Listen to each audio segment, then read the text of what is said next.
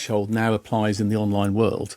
Now, are you saying you don't? Because if I just look at the words from Sir Andy Cook, His Majesty's Chief Inspector of Constabulary, he said police need to use common sense and officers must separate the offensive from the criminal. He also said discretion and common sense don't always win out in these cases. So is there not a world where that Graham Linehan didn't have to be greeted like that last week and didn't have to be arrested if you looked at the risk of harm?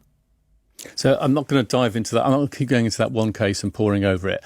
What I'm talking about here is the policies that lead officers to make these decisions are wrong. And I'm not going to criticise those officers for following... So they didn't make a mistake last week? I'm not going to criticise the officers for following policies that are National Home Office policies, Home Office counting rules, Home Office incident recording standards. Discretion? Which is I know this is very bureaucratic, but all of the approach and all the inspections of policing are all about following those policies to the letter, and police forces are graded on that, and that drives this behaviour.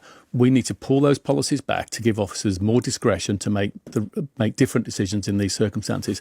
The policing of the online world, it's a nonsense to pretend that with all the vile content out there, that enforcement is the answer to that. Government has decided that Parliament has decided that Ofcom have the responsibility through their regulatory responsibilities to reduce harm on the online world. Yes. Policing is not going to solve all the vile content. Sorry, just to be clear, I know you want to talk about that case, but it will have captured a lot of people's attention, as you know.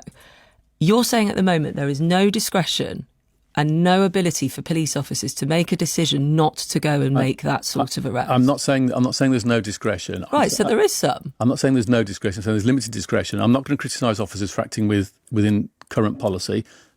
Perhaps some things could have been done differently, but I'm not going to criticise them. That's key, isn't it? You're coming here today to talk about big advances in technology, which is very interesting to hear, and saying there's proportionality. We also have to trust the police, and we have to trust that with the discretion you do have, that the right decisions are being made. And you just said, after quite a few pushes by me, perhaps a few things could have been done differently in that case.